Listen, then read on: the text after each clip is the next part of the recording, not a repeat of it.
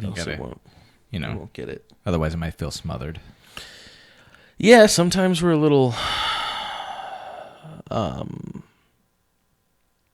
needy. The word needy, is that it? Needy works. YouTube, I need you. Are you needy? I'm needy. All right, let's refresh and get the stream going. See, we're live. Woo! We'll click into there. Needy, is that it? Needy works. Woohoo! YouTube, I need you. All right, got to mute that. And now we're live. We are live. Hello, everybody. I'm going to look at the camera when I say hi. My name's Josh. I have Sean Caspian here with me. Say hi, Sean. Hi, Sean. This is the eciov podcast called Monday at 9, episode 7. Take 2. We did record an episode 7 already, but yeah, that's all I'm going to say about that. Yeah, that's all he can say about that. Yeah, we'd have to re-record this. But we've been talking about my PC. Your PC. It is in like almost every episode of this game. Yes, of this podcast. Absolutely, because it is a thorn in my side of jealousy. It is a pretty epic PC. It really is. And I didn't realize how much money I put into it until we just added everything up. So this is going to be a basic walkthrough of what I'm actually running. And I use this for all sorts of games from, Elder Scrolls Online to Heroes of the Storm to StarCraft to, God, I don't even know. I play a lot of stuff. And the awesome thing about this box is that it can do everything. Everything. There is not a single game that it can't play on completely maxed out settings. Not even one. So let's start with some basics. This is a quiet, low heat build. It is amazingly quiet. I can't hear the thing spooling ever. It's sitting within 2 feet of Sean's microphone right now. Yep. And you can't hear a darn thing. Nope. So it's super quiet. We stream on it and play the games, and it does everything all on one box, which is awesome. Yep. Makes my workflow way easier than what I've seen a lot of other people do. But with Twitch, it handles all that fine. I'm streaming 1080p at 30 frames per second. Tried doing 60, but that just eats so much bandwidth. It's not even worth it. Yeah. So. And when when you originally built this box, one of the intentions behind it was Steam box. Yeah. Correct? Oh, absolutely. So the Steam Machine, if you haven't heard us talk about that before, that's essentially Valve's gaming console. And so my goal with this was to basically prototype a Steam machine and make it so that it's small, compact, could fit in your living room and not make any noise. Yep. Because that's the whole goal of Steam machines, is to actually you want to bring your PC to the living room. Take it to the living room. But the limitation there is that they're really only meant for 1080p gaming, because they're supposed to go on your TV. Well, I hate 1080p gaming. I will pound it with my fists until it is dead. Kill it with phaser. Chris has a Sean has a PS4. I'm sorry, I called you the wrong name. That's okay. And ultimately, it's good, but it's still stuck at 1080p. Yep, that's as high as I can go. And actually, I can only stream to Twitch at 720. Yeah, that's awful. Yeah, that's as high as... Is that because it's wireless? No, it has nothing to do with that. I'm plugged into the wall, and it's just that's what the PS4 can do. Interesting. Well, yeah, and that's one of the other caveats here is I don't do wireless with this build at all. If you want to put wireless in a gaming box, you're crazy, because it's just not as good as actually having an Ethernet connection to your machine. You're gonna end up with way less lag, and just don't do wireless on a gaming box, please. That's my only end rant. Yep. So let's get rolling here and actually talk about what you see on the screen here. The first thing that we're going to discuss with any build is the case. And you can go with a really cheap case if you want to, or you can go with something like what I've got here, and it's considered a bare bone system. So it comes with the power supply, the motherboard, and the case itself, including, the fan that it needs in order to cool the processor and all that kind of stuff. So the reason I like going with a bare bone case is you get a little bit better support from a bare bone than you would trying to piece together a power supply, a fan, motherboard, and all that kind of stuff. What do you mean by support? Anything goes wrong with this, Okay, sure. I can all four of those things would then be covered by this one company. Got it. Instead of having to deal with so and so for the board, so and so for the PC or for the power supply, and so on and so forth. But so bare bone is really what I like, and the reason why you can see the shuttle PC here. The reason I like this is because I've actually been a huge shuttle fan for 10 years. Yeah. I built my first shoebox in 2004. And that was strictly because I was in college and wanted a good powered machine that I could actually bring to LAN parties. And that's kind of how Shuttle got their started a little bit, if you will, as they were making these shoebox size PCs back then. And I've even got a dumb little carrying case for it that you can put your keyboard in and all that. It's basically like a to-go bag for your LAN machine. That's pretty awesome. Yeah, because, LAN parties were my thing in college. No. I miss LAN parties. I really do. I know, right? We should do one at some point. We absolutely should. Yeah. So anyways, I like the size of this because it fits my Steam machine requirements. The compactness, I don't want to have a giant tower with 1,000 fans running in it. Right. I don't. Right. Comes down to it being quiet, to how small it is. One thing, just kind of dive off in a tangent for a second. One thing Apple does right is they keep things small. Yes, very much so. And on the PC side of things, that's really no one really does that. And I feel like that's partially because, PCs are meant to be modular. They're meant to be do-it-yourself kind of things. But the cool thing I like about the shuttle system here is that it actually is still modular do-it-yourself, just in a smaller package. And boy, do they cram this stuff in there. Yeah. There's like zero clearance on the graphics card, but it can fit. If you guys decide to do this build, we'll have all of the parts listed in the show notes on the website, as well as on our YouTube channel here once we post this. But ultimately, when you put it together, everything barely fits. Interesting. Barely fits. It's really small, like surprisingly so.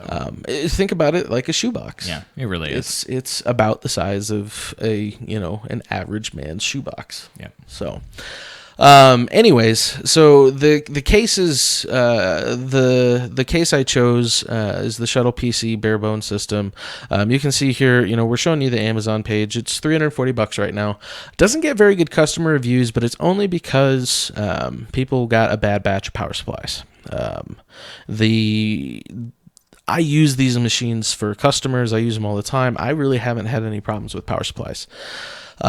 So, anytime I build somebody a gaming rig, this is usually the way I go first. Yeah. Well, and to be fair, power supply is what goes out on a PC. It usually is. That's absolutely true. So. And, I've got extras in case it does go out, but you really shouldn't have to worry about that at all. If you're paranoid, then just buy an extra one. They're like $100. Yeah.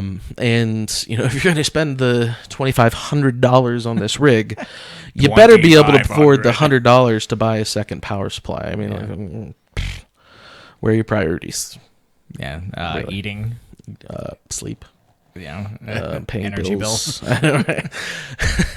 Yeah, but this consumes so much less energy than most of the other rigs out there. That's good. One of the reasons why is the next thing. So that's the case that we like. This has the power supply of the motherboard in it, the cooling for your CPU. The next thing that we're going to talk about is actually the processor. So you can see here, as far as what should you use in your gaming rig, this is straight up overkill. Often a point of contention, and I find that you really don't need anywhere near as much as you think that you do. Not at all. It's not the processor is not the bottleneck for gaming. Mostly that's correct. If you want to do 6 things at a time, like what I'm doing right now, twitching on YouTube, looking at the comments channel, we're on the internet, and if I were actually playing a game at the same time, then we can talk about processor. Then the processor, RAM kind of matters. But for just playing a game, you really don't need to have that great of a processor. You'll see I've got the next tab here is actually an i5, because if you're not going to do crazy crap with your PC, then don't spend $340 on an i7. Yeah. Go with an i5. You could even go with a lesser i5. This is one of the top of the line i5s, and it saves you, it's only $236. Whereas, if you go the i7 route, you'll be able to do anything with it, but you don't need it to game. You the 8 core? Is that I think it's only quad core still. It's just got the 8 megabyte cache, and then it does their overclocking up to 4.4 gigahertz. Yeah. I've got the I know, right? I've got the 4770K in my rig right now, just because my rig's almost a year old, I guess. So that's the precursor to this one. This one's just a slightly upgraded version. But again, you're never going to notice the difference. There's so much power in that thing. You're never going to notice the difference. I actually ran a server off of this processor with, I think I was doing about 100,000 page views a day and didn't even, nothing. Yeah. Like, it didn't hurt. So anyways, this processor is phenomenal. If you've got the $339 to buy it, grab it. We're not going to get into the Intel versus AMD argument. As for all of the AMD fanboys out there, I used to be one of you, but there is no denying that Intel is significantly ahead of the game at this point. Dun, dun, dun. I'm sorry. I thought you said we weren't going to get into the argument. I'm not going to get into the argument because I don't care what they think. It's just it's just a statement. It is what it is, and any AMD fan would tell you the same thing, but they would say, "Oh, well, it's close." Well, no. So I go Intel only, and we'll get to the graphics card next. I go NVIDIA only as well. I'm sorry, NVIDIA all the way, forever. So it is what it is. So Intel's the way I go. NVIDIA is the way I go. You're just going to get a more stable machine that way. Yep. NVIDIA is more mainstream. Intel's more mainstream. And the biggest criticism I have of anything AMD at this point is just the fact that you deal with instability. It's not because the parts aren't good. It's mostly on the developer's end. Because the developers test NVIDIA and Intel more than they test AMD. Interesting. So it really is just, if you want a good, stable gaming experience, it's Intel and NVIDIA. Yeah. That's it. So again, i7 4790K, totally overkill. I would totally suggest this i5, the 4690K. Save yourself the $100. Absolutely save yourself the $100. Put it somewhere else in your build. And we're going to do the same thing with every component moving forward. There's going to be an expensive option and a cheaper option. So the next one here, this is the fun part, is the best part. You can go more than this. Yes. But you don't need to. You shouldn't. We, Sean and I have had this conversation more than once. The fact that he wants to put a Titan into his rig is just stupid. It's a 12 gig card. It's just like, dude, why? Because it's a 12 gig card. Ooh, shiny. Yeah. Here's my point. The GTX 980, especially the EVGA. I love EVGA. I've never had any major problems with an EVGA graphics card. Gigabyte, MSI, all of those, some of them end up being cheaper, but you get what you pay for. There's a reason. So I always go EVGA on my graphics cards just because I find them to be extremely stable. And the reason why my build works is because of this new 900 series from NVIDIA. The 900 series graphics card, so you got the 970, the 980, and all those variations in there. Especially this card here pulls less power and produces less heat than any graphics card in history. Which is super important. Any high-end graphics card in history, because ultimately what they do is they as they move to a smaller nanometer process, so there's I don't even remember if they're at 14, 20 or whatever the nanometer is on this card, the data has to move less distance, which then the way I understand it creates less heat. Yep. And ultimately that means that this card, even though it is essentially a top-of-the-line card, can fit into my shoebox and still function, A, without making the fans go crazy, and B, without overheating at all. I mean, I, again, do everything with this box. I've played everything up to, can it do Crisis? Well, yeah, of course it can. Eat Crisis. But Shadows of Mordor is one of the most hungry games for graphics card at this point, and no problem. I've never had an overheating problem, and that would have happened had I gone with like a 780 in this when that was out, because ultimately the 780 just produced way more heat. It sucked more power. It was still a great card, but you couldn't put it into a shoebox. Right. So that said, if you are going to do this build, don't go down to a 780. Don't do anything but the 900 series cards, because it will overheat on you. Yeah. It's a small space. You literally have one fan that's exhausting the whole computer. And then, of course, you've got the fans that are built into the graphics card itself, but one fan. One quiet fan. So this is that card. The cheaper option is, of course, the 970. It saves you over $200. So arguably the performance difference isn't too terribly much. They're still both 4 gigabyte cards. Yeah. But comparatively, it's kind of negligible. Like if you really look at the two, right, like the jump between, I don't know. I mean, you may not be able to max everything out on the 970. You probably still could, maybe for another close. 6 months. Yeah. But the 980 will still max stuff out about a year from now, I'm guessing. Yeah. So, anyways, I switch my graphics cards out too often. I take my old one out, sell it, buy a new one. Titan. No. Titan. No. Okay, let's actually talk about that. So the 980, and we'll get to the display that I'm recommending, but the 980 will handle everything you throw at it, especially at a 1080p setting. But I hate 1080p gaming.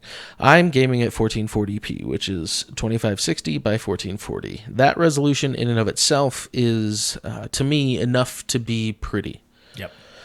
It's as good as you really need, unless you want to go with a multi-monitor setup, which at that point you're just insane and you're going to spend $5,000 on your gaming rig. Well, that's your prerogative. Knock yourself out.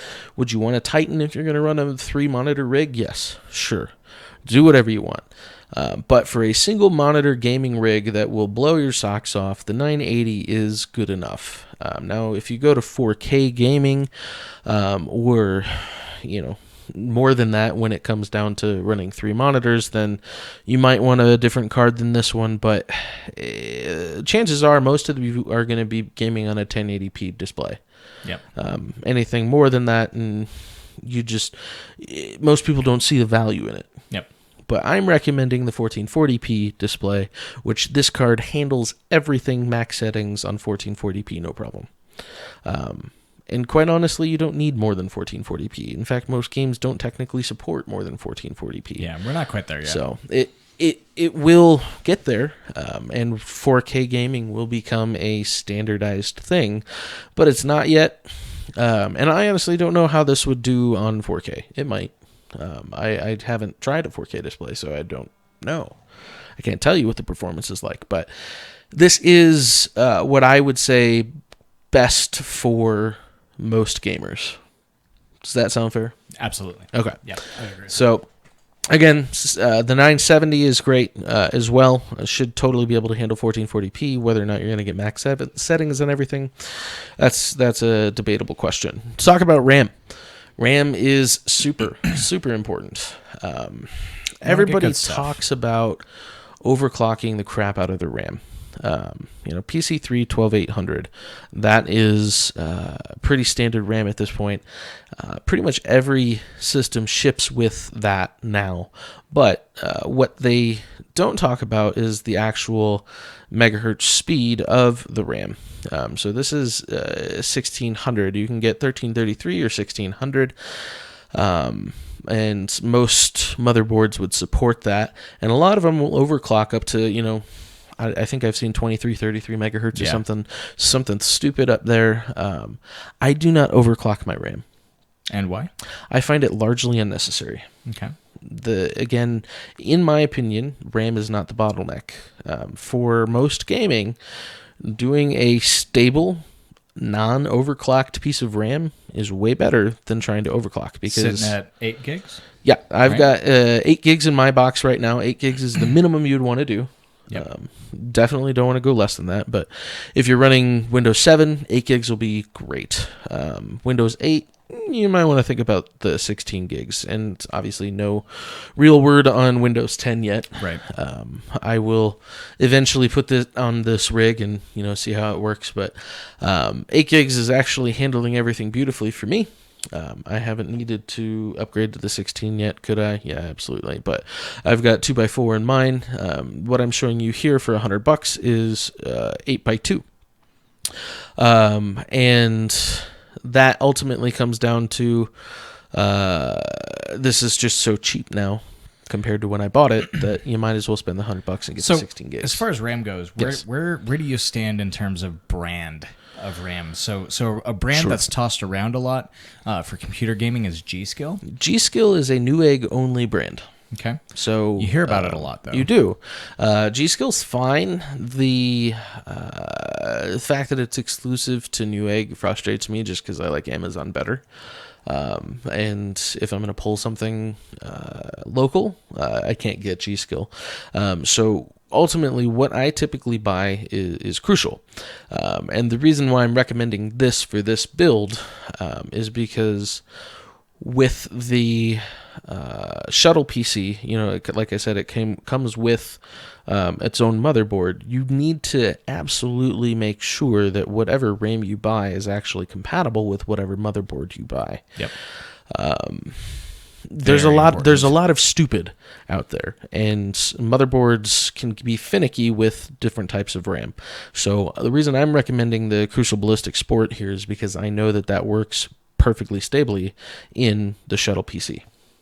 Got it. G-Skill is not listed on their support. Or no, actually, that's not true. They do list one set of G-Skill RAM on their support page, so you could go with the G-Skill option if you really want to. But stability-wise, I just like the Crucial Ballistic Sport, especially when it's not overclocked or anything like that, because that creates more heat, and that then again, just kind of adds more complication to the build. Right. So yeah, I just use standard gaming RAM. Shocker. Cool. The more complication you can remove from the equation, the more stable of a machine you're going to have. Yep. So makes sense. That's why I do the Crucial. Again, there's the cheaper option if you want to spend $57 instead of $99. You can go with the 8 gig, the 4x2 kit, what I have in mine. You can totally do an 8 gig kit and be good to go. Again, that's if you don't need the performance, like the straight up stupid high end performance. It's not really going to affect your gaming. I'll put it that way. Gaming RAM is really dependent on the graphics card, not necessarily on your system RAM. If you run on 4 gigs, then you might run into trouble. But 8 gigs should be plenty for playing any game as long as you've got a decent graphics card. So let's talk about storage. This, and I'm going to look at the camera when I look at this and say this is your bottleneck. If you are using a regular hard drive in your gaming PC, you will kill yourself. It's amazing. Oh my God. How much different it is. So, the way I can explain it, Skyrim on Xbox is the most miserable experience I've ever had playing a game and waiting for the damn loading screens. Just disgustingly pathetic. I had to wait easily 4 minutes sometimes. 4 minutes? Easily. Sometimes more than that. I know. Just to go through a loading screen. Wow. I'm not joking. Ugh.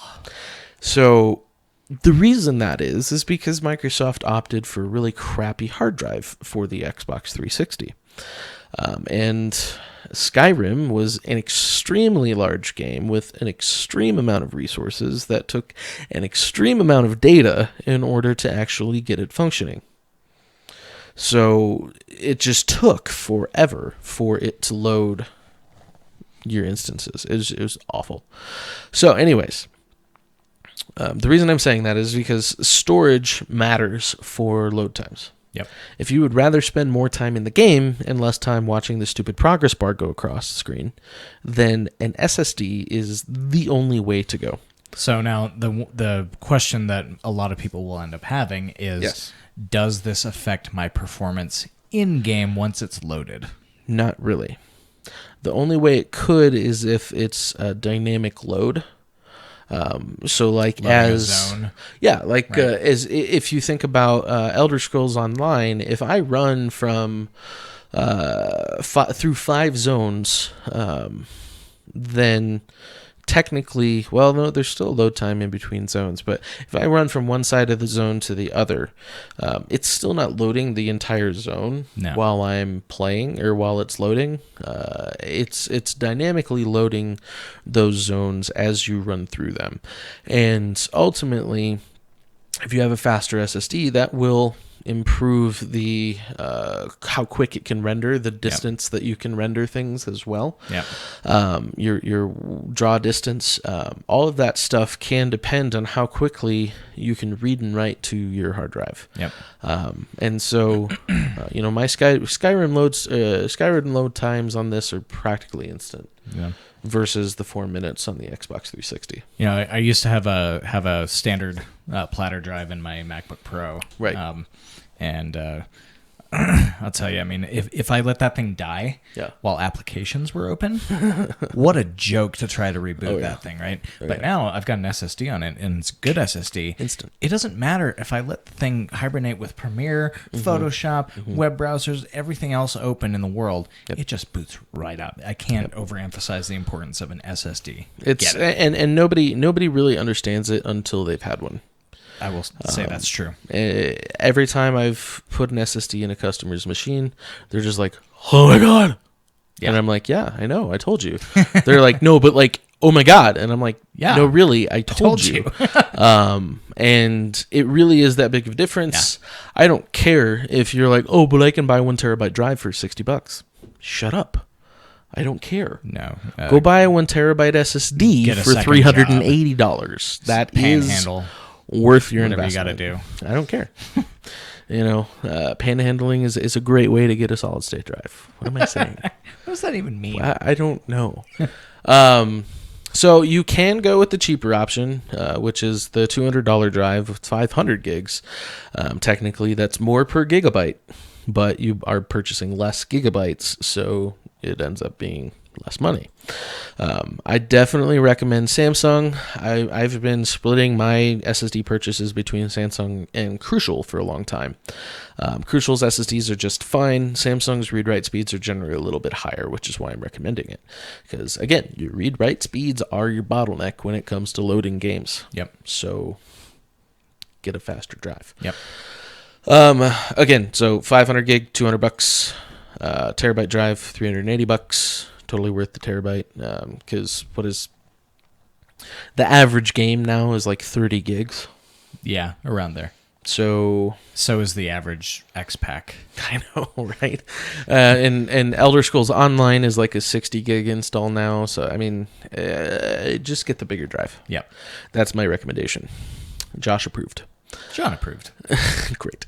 So that's kind of the internal stuff. Because we're doing a bare bones system, we don't have to talk about power supply, motherboard, case. That's all included in that shuttle PC. You toss these components, you toss your SSD, your RAM, your video card, your processor, and your case all together. You're good to go. You got a computer. So let's go back to the Logitech here. Everybody needs decent sound. Yeah. In my opinion, the more immersive you can make your gaming experience, the more enjoyable it is. And would you agree? I would say, honestly, if this is a piece that you can't afford for any reason, at least go with a solid gaming headset so that you can get your sound right here. We'll talk about that. Yeah.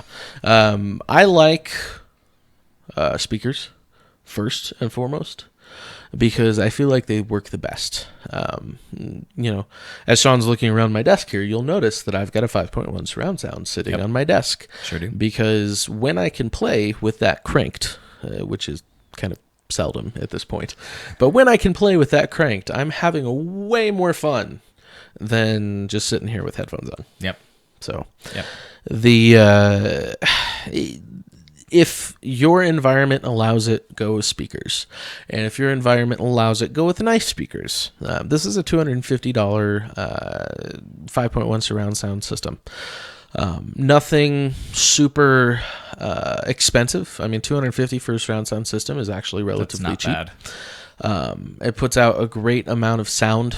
You really wouldn't need this for more than, if you're going to do it in a living room, you might want more than this, but for whatever room you're actually gaming in, this should be fine. Or, if the $250 is too much for you, here's a $70 version. This is their step down. This is the system that I have in my gaming room. Because, again, it does everything you need it to do. If you have money to blow, buy the other one. If you just want good sound, buy this one. It's good. That ain't bad for $70. $70. So it's my favorite, under $100 surround sound system. I've done tons of research on this stuff. And I have bought Logitech ever since I've used computers. Oh, yeah. Everything Logitech is good. No. Just about. I can't say that. Everything I've experienced. Everything wired Logitech is good. Okay. Their wireless stuff I kind of hate right now. Interesting. Yeah, it is interesting. We'll get into that some other time. Yeah. So Logitech speakers, I love them. 5.1 surround sound. If you really need 7.2 or whatever stupid surround you want, then knock yourself out. This is what most people would want. On to headsets, because not everybody's going to be able to put speakers in their system. I have this gaming headset because I just had a kid not too long ago, and I need to keep it down, so I can't use my surround sound speakers. And as a compromise with the wife, I bought a nice gaming headset. When I was researching the gaming headsets, ultimately, it came down to Logitech being a great brand, and they sell their 930, which is a wireless headset, and very much newer than this one. This isn't exactly a brand new set. I mean, this has been around for several years now. But wired equals greater than wireless. Anything gaming, wired equals greater than wireless. How is that again? I'm not sure. I already said it twice. I'm not going to say it a third time. Anyways, the G35 is universally well received for a gaming headset. The mic doesn't suck terribly. You've got controls built onto the side. Once you learn them, they're really easy to use. And it's wired USB. So, as long as you've got a USB port, you can use it. You can install software for it. It should work out of the box, but you get a little bit more control over everything once you install the software. And I think you have to have the software installed to get the surround sound. Question on this headset. Will this work with the PS4 or Xbox One? Yes. Definitely will work PS4.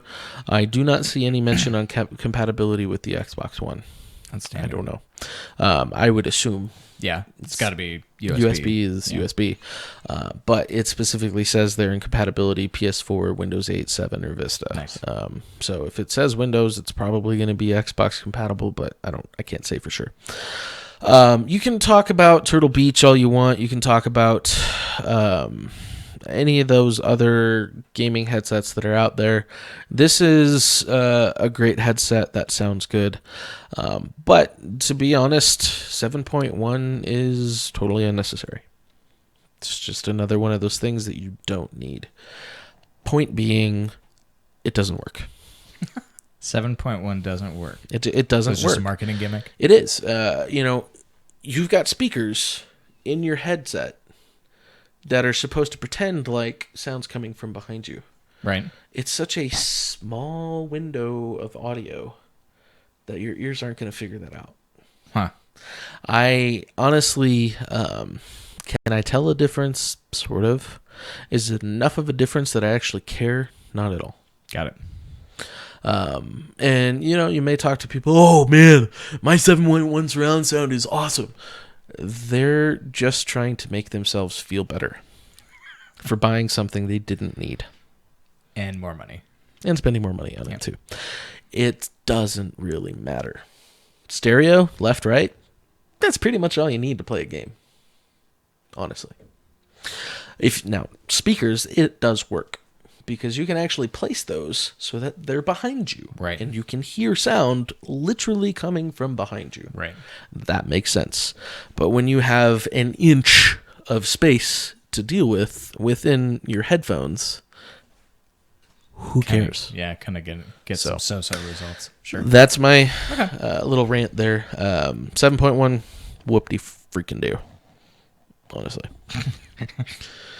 But that's that. Yeah, it's especially if you're going to do things like Mumble or whatever, Ventrilo, TeamSpeak, whatever. If you're playing an MMO, having the headset in there with the mic and everything is pretty good.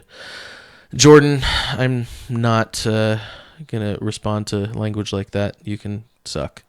So, thanks, bud. You're awesome. Go get a life.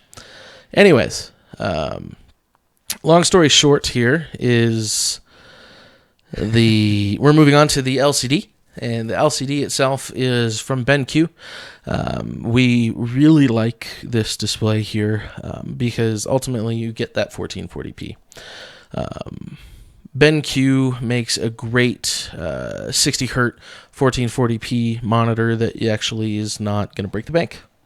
$360, and you get 1440p gaming, 2560 by 1440, and ultimately that will make it a much better experience than working on 1080p.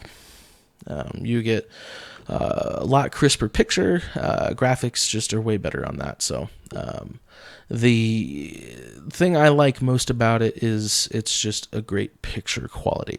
I've got a cheaper 27-inch panel from a no-name brand that doesn't really exist. So the BenQ option is actually much better, and as you can see here on the Amazon review, that's really cheap. Amazon reviews, it's cheap and 4.5 stars out of 5. That's pretty solid. 250 people.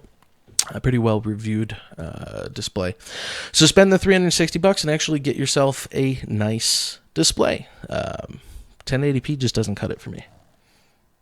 And if you're going to spend $200 on a 1080p gaming display, well, why not get up to $360, honestly? So I don't have an alternate display option because I don't want you to have one. You can get one, but it's probably going to not be worth it. No. Just not. 1440p, only way to go. Let's talk about keyboards. Razer is the most popular game keyboard out there right now. I don't care. I'm going to just straight up put that out there. I don't care.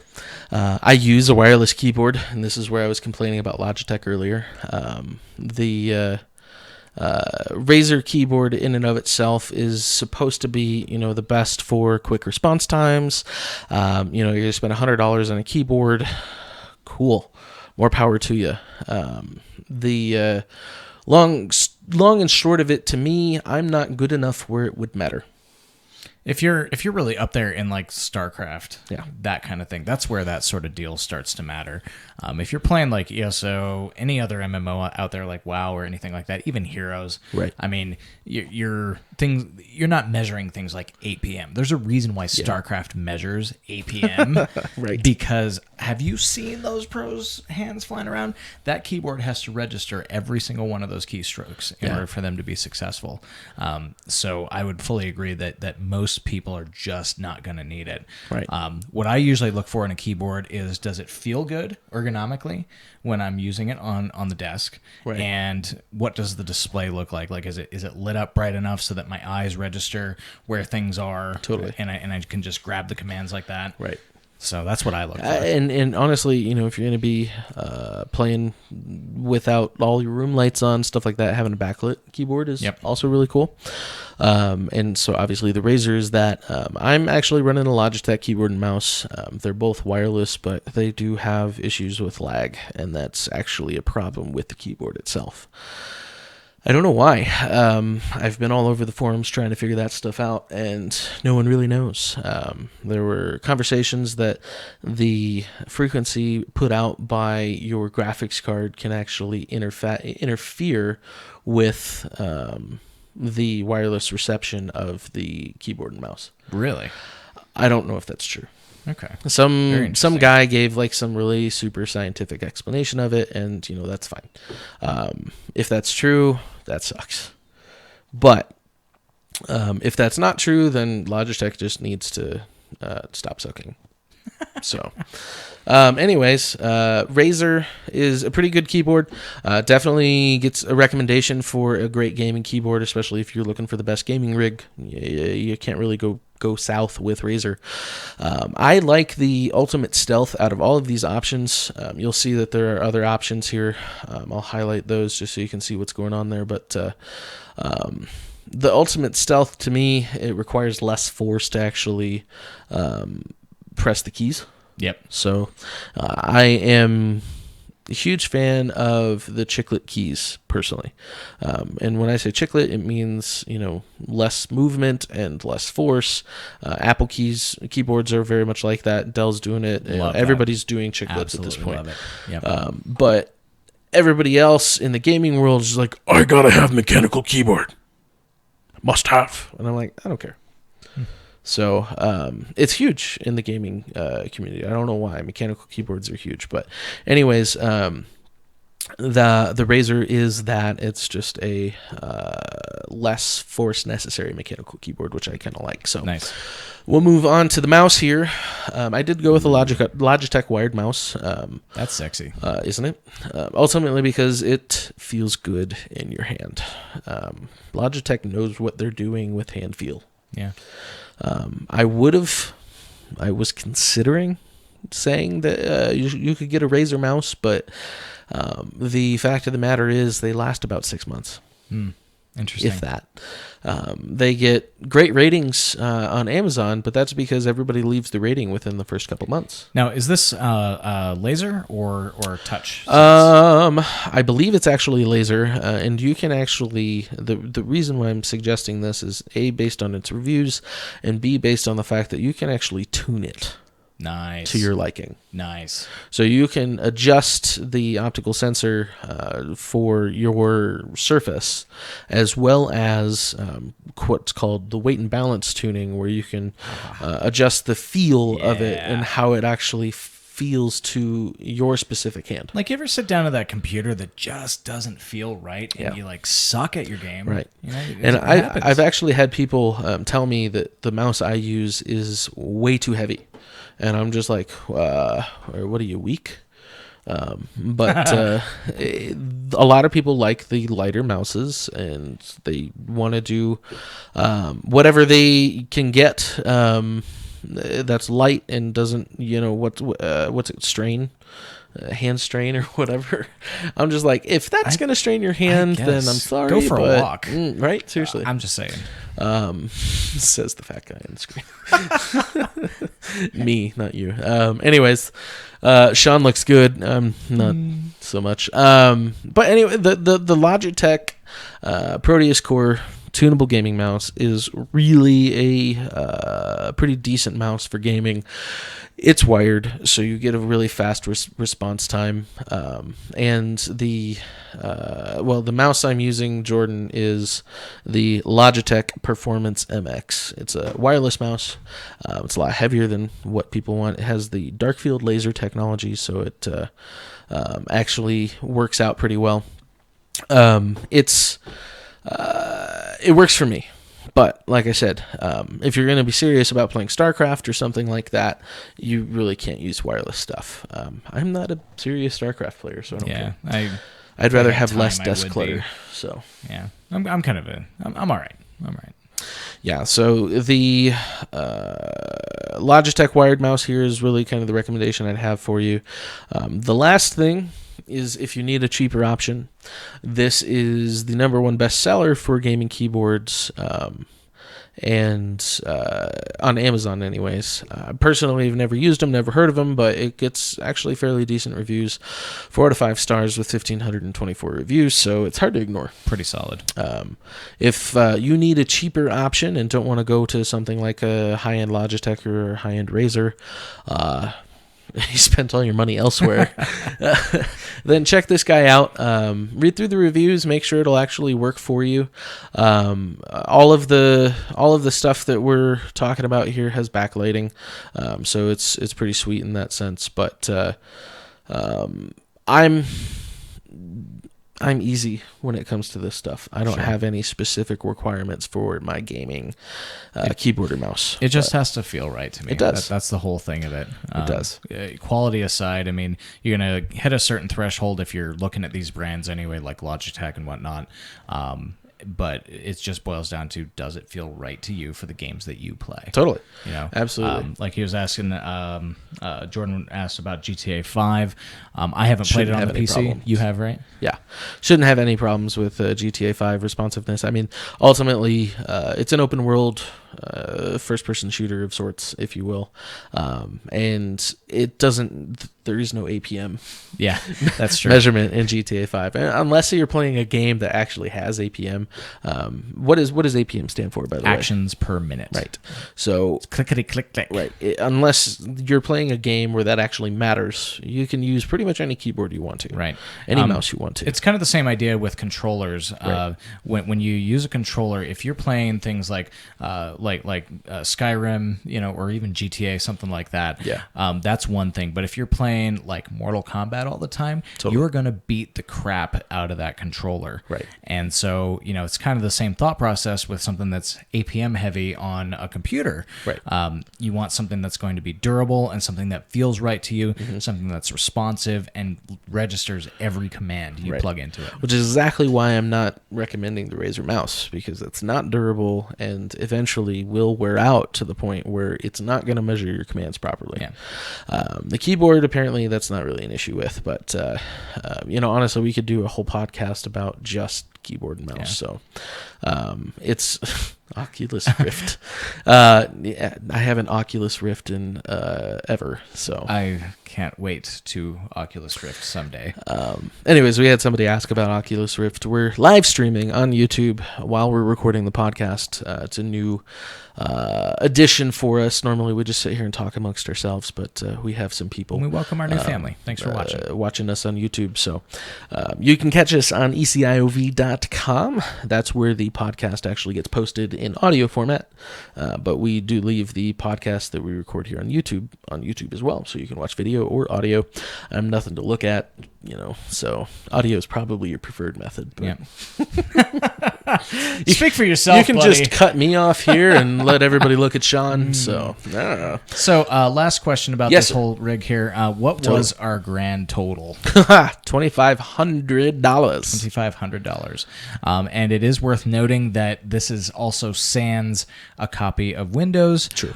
Y'all get that however you get it. Yeah. We're not saying nothing about that. You got a friend of a friend, or your mom buys it for you, or I don't care how you get Windows.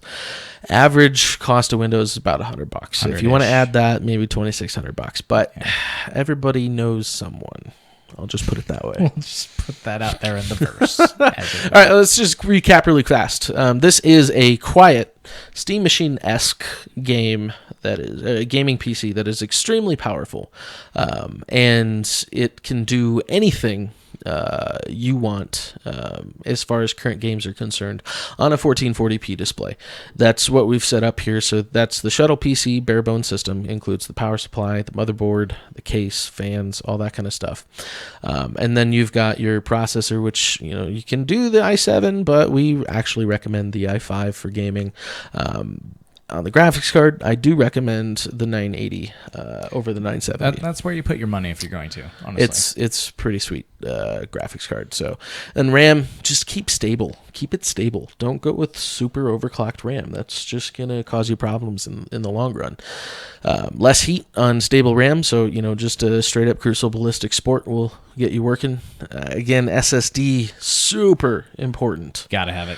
Cannot do a platter drive with a gaming system. You will gouge your eyes out. It's too slow. Absolutely. So, I recommend the terabyte just because it's less, money per gigabyte. But if you're on a budget, you can go with the 500 gig drive. And sound system, get a surround sound system if you can and use the audio for, just the environment. If you can't do a surround sound system, then get yourself a nice pair of headphones. Yep. Does it need to be 7.1? No.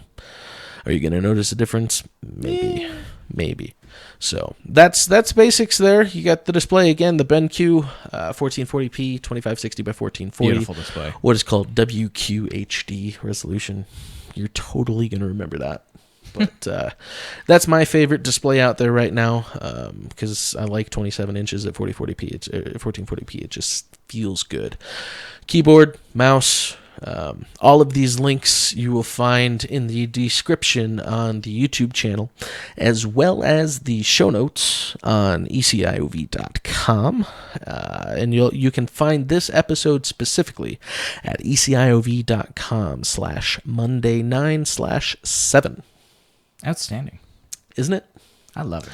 So now we can refer to episode 7 in its forever as a description of what Josh runs on his gaming rig. Because minus one part in this is my machine. Outstanding. So it's a really great computer. I use it for everything. I can't say enough about the Shuttle box in and of itself. You do not need a giant rig to do a good gaming system. Outstanding. Don't listen to those people. And if you've got blue LEDs with flashing lights coming out of your computer, you just no. That's not cool. Sure it is. No, it's not. I'm a 90s kid. It's lame. It is not cool. Whoever's brainwashing the market into thinking it's cool is wrong. No, stop it. Where's techno come into it? It's just what came to mind. Sean Caspian, baby. Do your promotions. Anyway, my name is, of course, Sean Caspian. Thank you guys so much for watching. Unfortunately. You can look me up on the web. Don't listen to this guy. Yeah, whatever. Lights are cool. No. You can look me up on online on my YouTube channel, youtube.com/the Sean Caspian.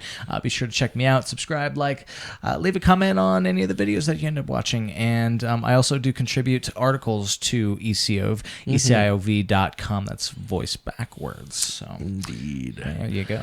Again, episode can be found at eciov.com/Monday9/7. That'll get you here.